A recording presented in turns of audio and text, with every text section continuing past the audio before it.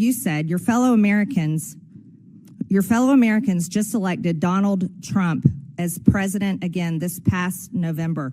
You called him a deranged racist and sociopath. You posted on X that America is addicted to white supremacy. You've publicly chastised using the phrase boy and girl, which you said erases the language for non-binary people.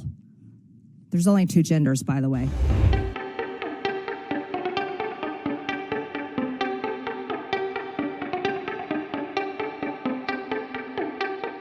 Americans are increasingly consuming digital media and podcasts. The audience of public radio and television is declining. And I know this because I represent a rural district where farmers listen to podcasts and internet-based news while they drive their tractors. At the same time, NPR and PBS have increasingly become radical left-wing echo chambers for a narrow audience of mostly wealthy, white, urban liberals and progressives who generally look down on and judge rural America. PBS News is not just left-leaning, but it is actively uses taxpayer funds to push some of the most radical left positions, like featuring a drag queen on the show Let's Learn, a show targeted toward young children ages 3 to 8 years old. I want you to know I grew up watching children's programming on PBS. And as a mother who raised 3 children, I felt confident that I could leave the room while my own children were watching children's programming on PBS. But I can tell you right now, Ms. Kerger, specifically, as a mother, if I had walked in my living room or one of my children's bedrooms and seen this child predator and this monster targeting my children, I would become unglued. And that is how most parents feel all over this country. This is not the only example of them sexualizing and grooming children. They've been doing it for over the last decade. In 2015, PBS produced Frontline put out a documentary, Growing Up Trans, that takes viewers on an intimate and eye-opening journey inside the struggles and choices facing transgender kids and their families. This means that PBS is one of the founders of the trans child abuse industry, all while taking taxpayer money. Brainwashing and transing children is an issue so hated by parents across the country that it was a driving force in the landslide Republican and Trump victory in the 2024 election cycle and presidential race. The news that these entities produced is either resented or increasingly tuned out and turned off by most of the hardworking Americans who are forced to pay for it. They no longer view NPR and PBS as trusted news sources. As a matter of fact, with these people, they're a threat. In fact, when Elon Musk put his hand over his heart and extended it and told the American people his heart goes out to them, PBS News posted the clip, called it a fascist Nazi salute, and described how it was similar to the same Heil used by Nazis at their victory rallies. Not once did PBS or NPR report on the numerous accounts of Democrats making the same gesture. Kamala Harris, Barack Obama, Elizabeth Warren, somebody that lost a presidential race, Hillary Clinton, Governor Tim Walz. Why wasn't this treated exactly the same way? Is there not a standard in journalism today? Apparently not. Here's How We Lost America's Trust was in fact the title of a powerful essay written last year by Berliner, a veteran NPR editor. In his essay, Berliner described how NPR's downward spiral accelerated greatly during the first Trump administration. He said NPR dedicated efforts to damage the Trump presidency via relentless pursuit of Russiagate rumors that the Trump campaign colluded with Russia over the election. NPR hosts interviewed Adam Schiff, then the top Democrat of the House Intelligence Committee, 25 times about Trump and Russia. But they made no apologies when the Mueller report found no evidence that the Trump campaign had colluded with Russia, because they did not. Berliner also described NPR's passionate embrace of the left-wing DEI ideology that Americans clearly reject, as evidenced by the November elections. NPR's language and style guides were shaped by race and gender-based affinity groups that dominated the internal culture of the organization.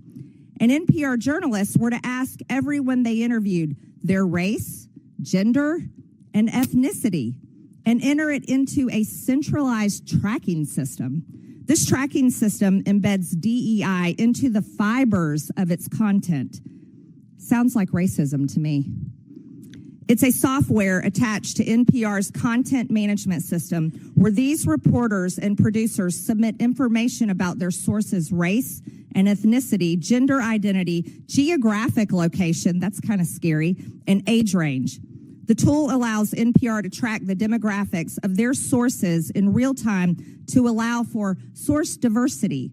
The irony of these supposed diverse sources is that NPR has no real interest in diversity, like having diverse viewpoints. Berliner tried to sound the alarm on this when he checked voter registration records of the editors at DC's NPR headquarters and found 87 registered Democrats and 0 registered Republicans. But NPR treated Berliner like a political dissident in the old Soviet Union. He was driven out of the organization and forced to resign. Sounds like communism. And the ringleader of that effort was NPR's then newly appointed CEO, Katherine Maher, who is before us today. She dismissed Mr. Berliner's wake-up call as profoundly disrespectful, hurtful, and demeaning. In other words, instead of viewing it as a chance to finally right the ship at NPR, she doubled down. In doing so, she made it clear how any further internal dissent would be dealt with on her watch. That does sound like communist China at the taxpayer's expense. And no one should be surprised. NPR installed her in the top job after Ms. Maher was firmly on record with a litany of public comments and social media posts displaying her ultra-progressive views, her scorn for free speech, and her fondness for censorship. So now it's up to Congress to determine if Americans are going to continue to provide her and the organization that put her in charge willingly, after they knew these things, with taxpayer funds to continue to pursue their progressive, or rather communist, agenda. For far too long, federal taxpayers have been forced to fund biased news. This needs to come to an end, and it needs to come to an end now. Ms. Maher, your public statements and social media posts reflect left-wing ideology and blatant opposition to free speech. After all, you were the head of Wikipedia for many years, which is a platform that doesn't tell the truth. Let's walk through some of your statements so the public can understand your personal views. You said your fellow Americans just elected Donald Trump as president again this past November. You called him a deranged racist and sociopath. You posted on X that America is addicted to white supremacy. It's appalling. You've publicly chastised using the phrase boy and girl, which you said erases the language for non-binary people. There's only 2 genders, by the way. Ms. Maher, the federal funding that your outlet receives comes from all American taxpayer dollars, not just from your viewers who support such statements as these. Let me inform you, and that your federal funding is also paid for by the other half of the country, the 77 million Americans who voted for President Trump, someone you called a deranged, racist sociopath. Ms. Maher, many find your pro-censorship and anti-free speech views more concerning than your politics. The only speech you like seems to be speech that you agree with. In 2021, you called the First Amendment the #1 challenge in American journalism because it makes it hard to crack down on bad information. You said in a TED Talk that our reverence for the truth might be a distraction. You've also expressed support for deplatforming individuals you view as fascist. Who do you think should be charged with cracking down on so-called bad information? Is it NPR? Is it the government? Is it you, Ms. Maher?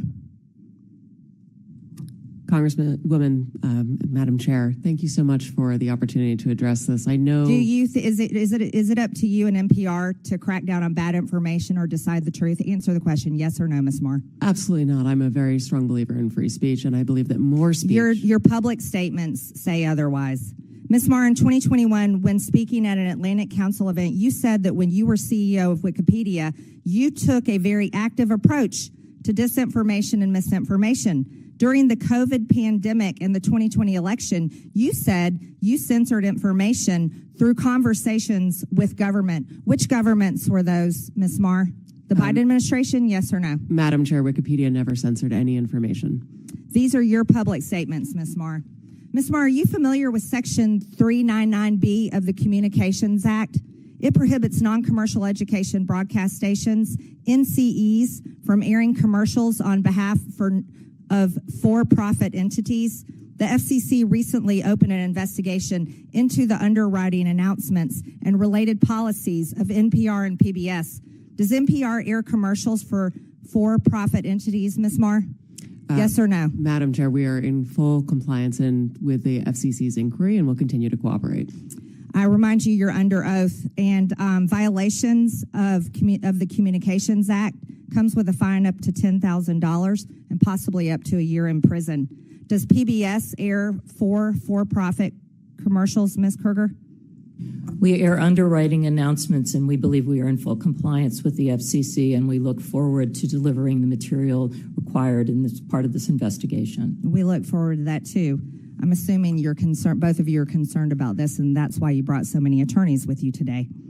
Ms. Kerger, using taxpayer subsidies, PBS funded Independent Lens to make documentaries for part of your programming. In 2016, Real Boy was aired about a trans teen navigating adolescent sobriety and the ramification of his gender identity. In 2022, the same series aired Our League, in which a trans woman comes to her old school Ohio bowling league in a story about transition. Then in 2024, A Racist Trees was aired, telling a story of how in Palm Springs, a black neighborhood fights to remove a divisive wall of trees. Do you think PBS needs to fund ridiculous material such as this that the taxpayers are having to pay for? These are documentary films that are point-of-view pieces that are part of our primetime schedule for adults. And parents and adults don't trust that type of programming.